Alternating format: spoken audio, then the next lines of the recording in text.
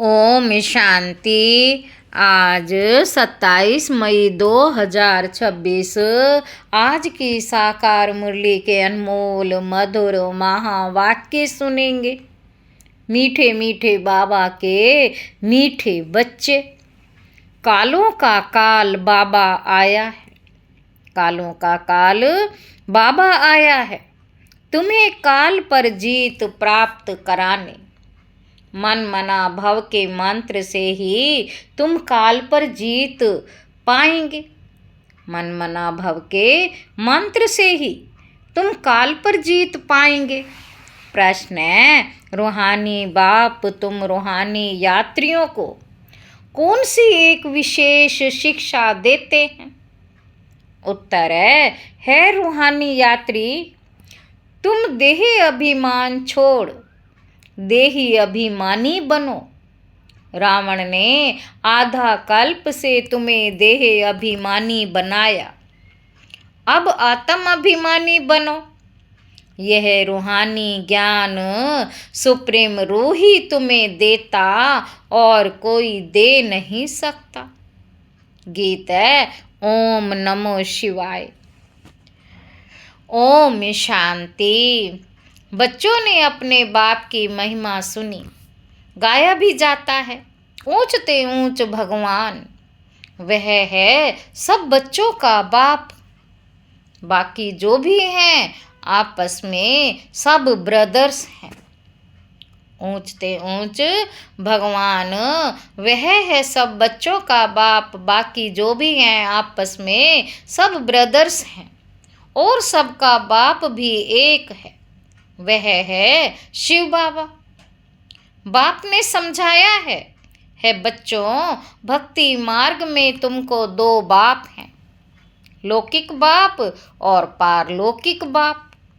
रचयिता से रचना को वर्षा मिलता है, रचयिता से रचना को वर्षा मिलता है, वह है हद का वर्षा, यह है बेहद का वर्षा।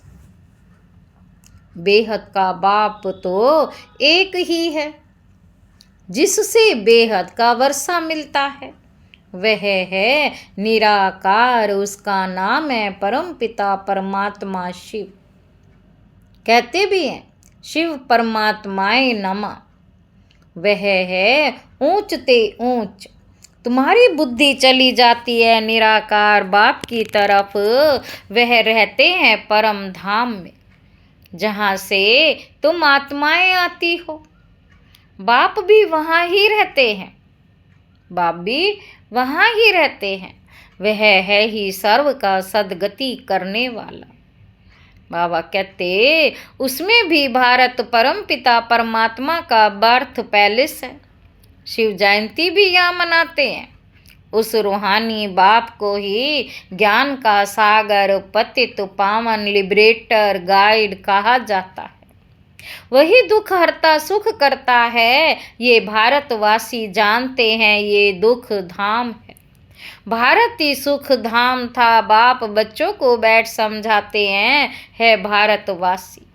तुम विश्व के मालिक थे, जबकि तुम्हारा आदि सनातन देवी देवता धर्म था। देवी देवता धर्म श्रेष्ठ, कर्म श्रेष्ठ थे। देवी देवता धर्म श्रेष्ठ, कर्म श्रेष्ठ थे। अब ये धर्म भ्रष्ट, कर्म भ्रष्ट बन गए हैं। बाबा कहते अपने को पावन देवता कहला नहीं सकते। कलयुग अंत तक भक्ति मार्ग चलता है, इसमें ज्ञान होता नहीं। ज्ञान से होती है सदगति, सर्व का सदगति दाता बाप जब तक ना आए तब तक सदगति हो ना सके। बाप कहते हैं मैं कल्प के संगम युग पर आता हूँ, मैं कल्प के संगम युग पर आता हूँ। इस समय है ही पतित दुनिया, पावन एक ही होता नहीं। भल सन्यासी पवित्र बनते हैं, परंतु फिर उनको पुनर्जन्म तो यहाँ ही लेना है, विश्व से जन्म लेना पड़ता, वापिस जाने का है नहीं। विश्व से जन्म लेना पड़े, वापिस जाने का है नहीं। जब चक्र पूरा होता है तभी बाप आकर ले जाते। इनको कहा जाता है रूहानी ज्ञान। सुप्रीम रूह रूहानी ज्ञान देते हैं। सुप्रीम रूह रूहानी ज्ञान देते हैं। सुप्रीम रूह ही ज्ञान का सागर पतित पावन है। बाकी शास्त्रों का ज्ञान तो है भक्ति मार्ग। बाप कहते यज्ञ तप तीर्थ आदि करते और ही नीचे गिरते आए हो। तुम पहले सतो प्रधान थे। भारत में प्योरिटी थी तो पीस प्रॉस्पर्टी भी थी, हेल्थ वेल्थ दोनों थे। आज से 5000 वर्ष पहले की बात है। ये भारत स्वर्ग था। उस समय और कोई धर्म नहीं था। सिर्फ एक ही आदि सनातन देवी देवता धर्म था जो परम पिता परमात्मा ने स्थापन किया। स्वर्ग की स्थापना तो वही करेंगे, मनुष्य तो कर ना सके। ऐसे तो नहीं कहेंगे कि श्री कृष्ण रचयिता है, नहीं। रचयिता एक ही निराकार शिव है, बाकी है उनकी रचना। रचयिता से ही रचना को वर्षा मिलता है। बाप समझाते हैं मैं तुम्हारा बेहद का बाप हूँ, तुमको बेहद का वर्षा देता हूँ। 21 जन्मों के लिए सूर्यवंशी चंद्रवंशी पवित्र धर्म स्थापन करता। ब्राह्मण धर्म है चोटी, सबसे ऊंचा रूहानी बाप। रूहों को आप समान बनाते हैं। बाप ज्ञान का सागर सुख का सागर है तो तुमको भी बनाते हैं। भारत ही सुख धाम था, अभी तो दुख धाम है। बाप कैसे आते हैं ये किसी को भी पता नहीं है। सतयुग आदि से कलयुग अंत तक ये सारी हिस्ट्री ज्योग्राफी भारत की है। ये लक्ष्मी नारायण कितने हेल्दी वेल्दी थे, कभी बीमार नहीं पड़ते थे। अभी काल पर विजय पाने की शिक्षा ले रहे हैं। बाप जिन्हें कालों का काल महाकाल कहा जाता है, वे तुमको काल पर विजय पहनाते हैं। नाम भी सुना, शिवाय नमः। बाबा कहते तुम ऐसे तो नहीं कहेंगे परमात्मा सर्वव्यापी है, कुत्ते बिल्ली में है। इसको कहा जाता है धर्म की ग्लानि। इसको कहा जाता है धर्म की ग्लानि। बाप की ग्लानि करते हैं। अभी यह है कल्प का संगम समय। इस समय ही विनाश काले विपरीत बुद्धि कहा जाता है। अविनाश तो सामने खड़ा है, विनाश तो सामने खड़ा है। गीता में भी लिखा है, यादव कौरव पांडव क्या करत भाई। सर्वशास्त्रमयी शिरोमणि श्रीमद् भगवत गीता है। उनसे ही फिर शास्त्र निकले हैं, उनसे भी फिर शास्त्र निकले हैं। तुम जानते हो गीता है डीटी धर्म का शास्त्र। बाप कहते हैं मैं आता हूँ तुमको शूद्र से ब्राह्मण बनाता हूँ, फिर सो देवी देवता बनाता हूँ, फिर तुम क्षत्रिय वैश्य शूद्र बनते हो। बाप समझाते हैं तुम 84 जन्म कैसे लेते हो, सबसे जास्ती जन्म जरूर वे लेते जो पहले पहले सतयुग में आते हैं। मैक्सिमम 84 जन्म लिए हैं। बाबा कहते तुम भारतवासियों ने मिनिमम 1 जन्म। ये भी बाप ही बैठ समझाते हैं। बाप बिगर किसी को ज्ञान का सागर नहीं कहा जाता। पतित पावन ज्ञान का सागर कहने से बुद्धि ऊपर चली जाती है। बाप ही सबको लिबरेट कर, बाप ही सबको लिबरेट कर वापस ले जाते हैं। सर्व का सदगति दाता एक ही बाप है। अच्छा, फिर सर्व की दुर्गति कैसे होती है, कौन करता है? सदगति सतयुग को, दुर्गति कलयुग को। सदगति सतयुग को, दुर्गति कलयुग को कहा जाता है। बाप कहते हैं मैं कल्प कल्प तुम बच्चों को आकर सदगति देता हूँ। तुम बच्चे सारे वर्ल्ड की हिस्ट्री ज्योग्राफी जानते हो। स्कूलों में तो आधी हिस्ट्री ज्योग्राफी सिखाते हैं। सतयुग त्रेता में कौन राज्य करते थे, किसी को पता नहीं। चित्र तो बराबर है, ये लक्ष्मी नारायण राज्य करते थे। कितना समय वे राजधानी चली तुम बता सकते हो? क्रिश्चियन डायनेस्टी 2000 वर्ष चली। बौद्ध डायनेस्टी इतना समय चली। इस्लामी उनके आगे। फिर चंद्रवंशी थे जो 1250 वर्ष चले। सतयुग त्रेता में सूर्यवंशी चंद्रवंशी ही थे और कोई धर्म नहीं था। तुम ही सूर्यवंशी चंद्रवंशी बनते हो, अब फिर से बने हो ब्राह्मण वंशी। ये सारा नाटक भारत पर ही बना है। भारत ही हेल और हेवन बनता है, और धर्म वालों के लिए नहीं कहेंगे, वह तो हेवन में होते ही नहीं। कोई मरता है तो कहते हैं स्वर्गवासी हुआ, परंतु समझते नहीं।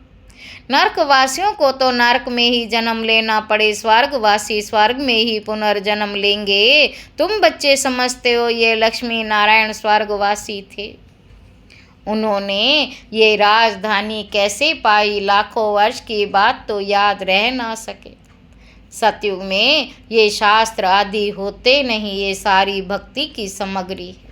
सीढ़ी नीचे उतरनी ही है सतो प्रधान से। सतो रजो तमो में ये सीढ़ी उतरने में 5000 वर्ष लगते हैं। 5000 वर्ष लगते हैं। सतयुग में 16 कला संपूर्ण, फिर त्रेता में 2 कला कम। आत्मा में चांदी की खाद पड़ी। कॉपर एज में आई तो कॉपर की अलाएं पड़ी। इस समय बिल्कुल ही तमो प्रधान है। आत्मा में ही खाद पड़ती है। बाबा कहते तुम ही पूरे 84 जन्म लेते हो। ये रूहानी बाप शिव बाबा आकर रूहानी बच्चों को समझाते हैं, तुमको अब आत्म अभिमानी बनना है। रावण की प्रवेशता होने से सब देह अभिमानी बन जाते हैं। अब अपने को आत्मा समझना है, अपने को आत्मा समझना है। हम ही 84 जन्म ले भिन्न भिन्न पाठ बजाते आए हैं। अब 84 का चक्र पूरा हुआ। अब तो शरीर भी जड़जड़ीभूत हो गया है। द्वापर से रावण राज्य होता है, सतयुग में है राम राज्य। सतयुग में है राम राज्य। सतयुग में तुम आत्म अभिमानी थे, द्वापर कलयुग में तुम देह अभिमानी बन जाते हो। ना आत्मा को ना परमात्मा को जानते हो, ना आत्मा को ना परमात्मा को जानते हो। बाप समझाते हैं आत्मा एक स्टार है, भ्रुकुटी के बीच में चमकता है अजब सितारा। उनको सिवाय दिव्य दृष्टि के देखा नहीं जा सकता है। वह बिल्कुल ही सूक्ष्म है। आत्मा ही एक शरीर छोड़ दूसरा लेती है। हम आत्मा ने 84 जन्म लिए। परमपिता परमात्मा ही भी बिंदी है। परमपिता परमात्मा भी बिंदी है। उनको ही ज्ञान का सागर पतित पावन नॉलेजफुल कहा जाता है। परम पिता परम आत्मा में सृष्टि के आदि मध्य अंत का ज्ञान है। बीज रूप होने के कारण उनको सत्य चित्त आनंद स्वरूप कहा जाता है। बाप में जो ज्ञान है, बाप में जो ज्ञान है वे जरूर सुनाना पड़े। ये स्पिरिचुअल नॉलेज सब रूहों का बाप आकर रूहों को पढ़ाते हैं। तुमको आत्म अभिमानी बनना है। शिव बाबा हमको पढ़ाते हैं, वही नॉलेजफुल है। बाबा भी आकर स्वर्ग की रचना रचते हैं, तुमको स्वर्ग का लायक बनाते हैं। ये सृष्टि का चक्र का राज कोई मनुष्य नहीं जानते। बाप को ही ना जानने कारण भारत का ये हाल हुआ है। भारत में प्योरिटी थी तो पीस प्रॉस्पेरिटी भी थी, अभी तो है ही नर्क। फिर कोई स्वर्ग में जा कैसे सकते हैं? बिल्कुल ही पत्थर बुद्धि हो गए हैं। बाबा कहते बिल्कुल ही पत्थर बुद्धि हो गए हैं। बाप कहते हैं मैं बच्चों के लिए कोई तो सौगात ले आऊँगा, तुमको स्वर्ग का मालिक बनाता हूँ। जिन्होंने कल्प पहले वर्षा लिया वही अब लेंगे, मनुष्य से देवता बनेंगे। वास्तव में प्रजापिता ब्रह्मा के तो सब बच्चे हैं और ब्रह्मा द्वारा शिव बाबा रचना रच रहे हैं। ब्रह्मा कुमार कुमारी बनते जाते हैं। शिव बाबा से वर्षा लेने के लिए पुरुषार्थ करना है, तमो प्रधान से सतो प्रधान बनना है। बाप कहते हैं बच्चों मुझे याद करो तो तुम्हारे सब विकर्म विनाश होंगे।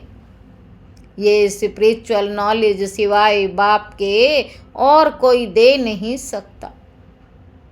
रूहानी बाप ही रूहों को नॉलेज देते हैं। तुम रूहानी यात्रा करते हो, देही अभिमान को छोड़ देही अभिमानी बनते हो। आत्मा अविनाशी है। आत्मा अविनाशी है। आत्मा में ही पार्ट भरा हुआ है। आत्मा कैसे 84 जन्मों का पार्ट बजाती है। अब मालूम पड़ा है हम सूर्यवंशी थे, फिर चंद्रवंशी बने, फिर हमको सूर्यवंशी बनना है। अभी बाप सतो प्रधान बनने की शिक्षा देते हैं। मामेकम याद करो। अभी बाप सतो प्रधान बनने की शिक्षा देते हैं। मामेकम याद करो। भगवानोवाद। गीता का भगवान शिव बाबा है ना कि श्री कृष्ण? श्री कृष्ण की आत्मा भी अब सीख रही है। अच्छा, मीठे मीठे सिक्के लदे बच्चों प्रति माता पिता बाप दादा का याद प्यार और गुड मॉर्निंग। रूहानी बाप के रूहानी बच्चों को नमस्ते। हम रूहानी बच्चों की रूहानी बाप दादा को याद प्यार और गुड मॉर्निंग। नमस्ते बाबा, नमस्ते, शुक्रिया बाबा, शुक्रिया। धारणा के लिए मुख्य सार पहला पॉइंट है रूहानी यात्रा करनी और करानी है। स्वयं को सतो प्रधान बनाने के लिए एक बाप को याद करना है। आत्म अभिमानी बनने का पूरा पूरा पुरुषार्थ करना है। दूसरा पॉइंट है काल पर विजय पाने के लिए बाप की शिक्षा को ध्यान पर रखना है। अपने को रूह समझ रूहों को ज्ञान देना है। वरदान है बाप दादा के कर्तव्यों को अपना निशाना बनाने वाले मास्टर मर्यादा पुरुषोत्तम भव। कहा जाता है अपनी घोट तो नशा चढ़े, अपनी घोट तो नशा चढ़े। दूसरे की कमाई में कभी भी आंख नहीं आनी चाहिए। दूसरे के नशे को निशाना बनाने के बजाय बाप दादा के गुण और कर्तव्य को निशाना बनाओ। बाप दादा के साथ अधर्म विनाश और सत्य धर्म की स्थापना के कर्तव्य में मददगार बनो। अधर्म विनाश करने वाले अधर्म का कार्य व देवी मर्यादा को तोड़ने का कार्य कर नहीं सकते। वे मास्टर मर्यादा पुरुषोत्तम होते हैं। स्लोगन है नॉलेजफुल बन। व्यर्थ प्रश्नों को स्वाहा कर दो तो समय बच जाएगा। समय बच जाएगा। मातेश्वरी जी के अनमोल महावाक्य। जिसका साथी है भगवान उसको क्या रोकेगा आंधी और तूफान। देखो ये गीत सिद्ध करता है कि आत्मा और परमात्मा दो चीज़ है ना। ईश्वर सर्वव्यापी है क्योंकि जिसका साथी है ईश्वर, जिसका साथी है ईश्वर, वो हाजिर होते हुए भी सृष्टि में इतना दुख क्यों? मनुष्य इतने कंगाल मोहताज क्यों? परमात्मा तो सुख स्वरूप है, तो सर्वव्यापी परमात्मा कहना गोया परमात्मा के इंसल्ट करना।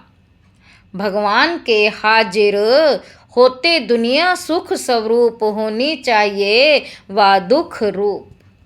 फिर परमात्मा को पुकारने की दरकारी क्यों? तो इस समय माया सर्वव्यापी है ना कि परमात्मा हाजिर है। परमात्मा सिर्फ एक बार संगम पर आता है तब उनको हाजिर नाजिर कह सकते हैं। बाकी उनकी याद सबके दिलों में जरूर व्यापक है। सबकी याद दिलों में जरूर व्यापक है। बाबा कहते शरीर को चलाने वाली शक्ति तो हर एक में भिन्न भिन्न संस्कार वाली आत्मा है ना, कि परमात्मा है। अब विचार करना है कि परमात्मा का साथ क्यों लिया है, तो जरूर कोई माया का तूफान है जिससे पार होने के लिए उस परमात्मा का साथ हम आत्माएं मांगती हैं। हम आत्माएं मांगती हैं। अगर वो हाजिर होता तो ना कि माया की उलझन होते, ना उनका साथ लेने के लिए याद करना पड़ता। तो हम आत्माओं और परमात्मा दोनों का इस खेल में पार्ट है। तो जब परमात्मा आता है तो उनका पूरा साथ ले उनको ही हो जाना है, तभी माया के तूफान से छूट पाएंगे, भल वो छूट पाएंगे। बाबा कहते भल वो सबका सुख दाता है, भल वो सबका सुख दाता है, परंतु जो प्रैक्टिकल में उनका सहारा लेते हैं उन्हों को ही साथ मिलता है, तो उन बच्चों का एक्स्ट्रा प्राप्ति होती। भल वो दुनिया के अंदर आए उपस्थित हुआ है, परंतु ओह आश्चर्यवत दुनिया इसको ना जानने के कारण इनका साथ नहीं लेती है। अगर इनका पूरा साथ पकड़ ले तो, अगर इनका पूरा साथ पकड़ ले तो मदद देने में मशहूर है। कहते हैं एक कदम तुम आगे बढ़ो तो 10 कदम आगे आएंगे, तो वो संपूर्ण वर्षा देते हैं जिसमें कोई अपूर्णता नहीं होती। अच्छा, ये अव्यक्त इशारे सदा अचल अडोल एक स्थिति का अनुभव करो। कोई भी संकल्प आए तो ऊपर देखकर स्वयं निसंकल्प होकर चलते जाओ। विचार देना, इशारा देना ये दूसरी बात है, हलचल में आना ये दूसरी बात है। तो सदा एक रस संकल्प दिया और निरसंकल्प बने। सदा ध्यान रहे कि मुझे कर्मेंद्रिय जीत बनना है। कोई एक कर्मेंद्रिय की आकर्षण भी एक बाप का बनने नहीं देगी, एक रस स्थिति में स्थित होने नहीं देगी। अच्छा, ओम शांति।